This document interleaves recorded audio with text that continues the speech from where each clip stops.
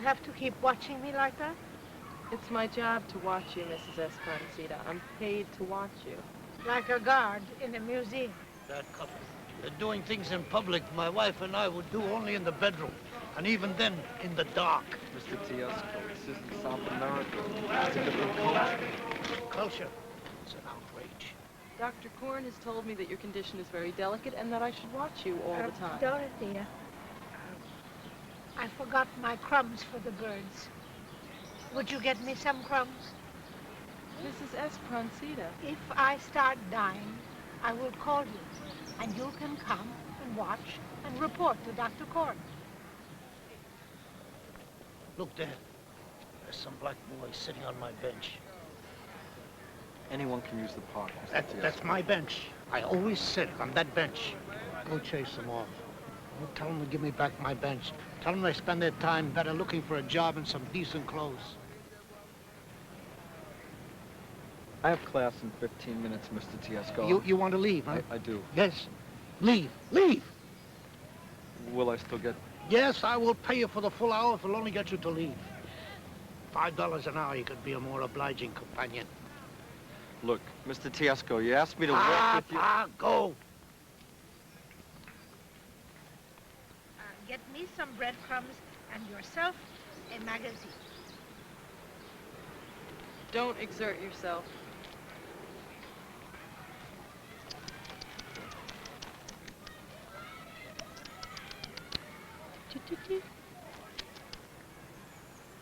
Like there was no mercy, you know? Birds. My little pets. You were throwing food on the ground?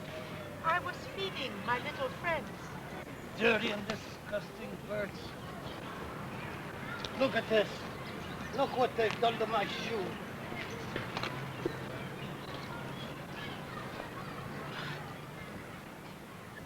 Do you always use your handkerchief for a shoe brush? Why not? Do you use your shoe brush for a handkerchief as well? Would it be your business if I did? It just seemed odd.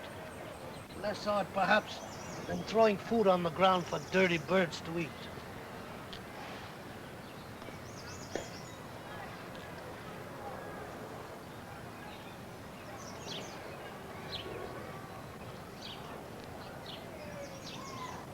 You should get a telescope. Were you speaking to me? You have keen sight. Ask the rabbits, ask the deer. I could show you an elk's head the size of an automobile in my room. I could show you a tiger skin in my dressing room, but that hardly means I shut it. Ah. Pa. What does that mean? Pa. That is a word?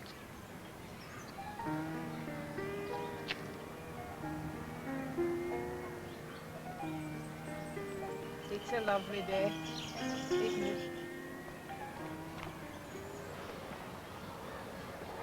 Inferno City.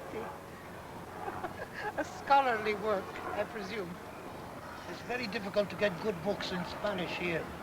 You're in Spanish? I'm Chilean. So am I. From Santiago. Indeed. Countrymen shouldn't fight. I propose a peace. I accept it, senora. You should go to the Rivoli bookstore. I get all my books there. My favorite writers are the poets. Campo Amor, Zorilla, Neruda. Neruda, communist. He was a fine poet. He was a fair poet and a lousy communist. Thank God Chile has some good generals to take care of her. They put an end to Allende and his foolishness. A fascist. I should have known when you attacked my birds. And who else but a communist would throw food on the ground for dirty and degenerate animals?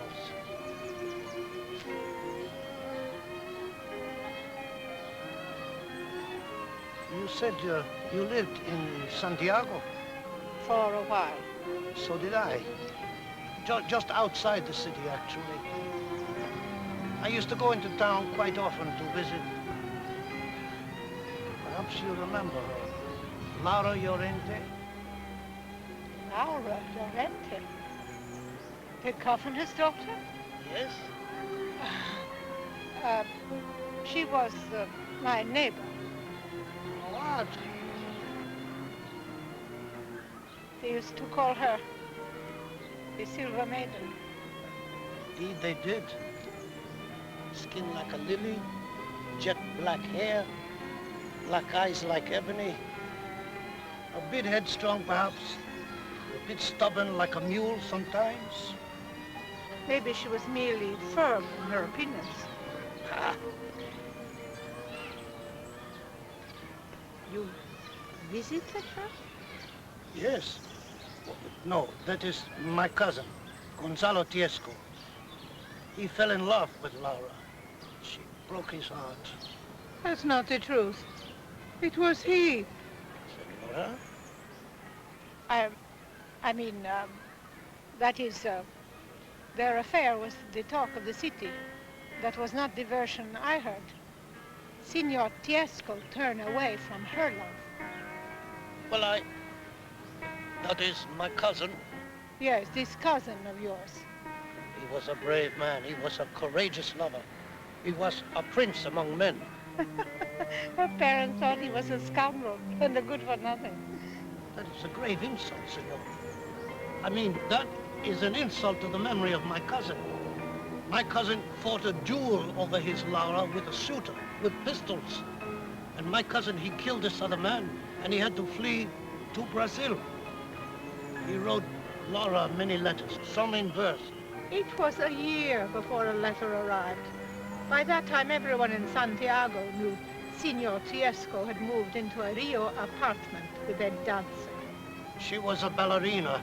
He was acting as her patron. She was from the Follies, and he was acting like a fool. Later, she took all his money and ran away with a younger man. You seem to know this story quite well. I heard it from someone. And I suppose you also heard that Laura ran off with some Spaniard. He was very charming. He was far below her. He used olive oil in his hair. Do you know if they are still married? He went back to Spain, to fight in the Civil War. He was shot by the fascists. I'm sorry. She must have taken it badly. She survived. She was determined. And of course, you know how stubborn, like a mule, she was. Yes. This, my cousin told me she was very stubborn. He said, and also very beautiful. Do you know if she ever remarried? No. Neither did my cousin. He moved away to escape the memories. It's odd, isn't it? Here are you and I, complete strangers, discussing your cousin and my neighbor, talking as freely as old friends.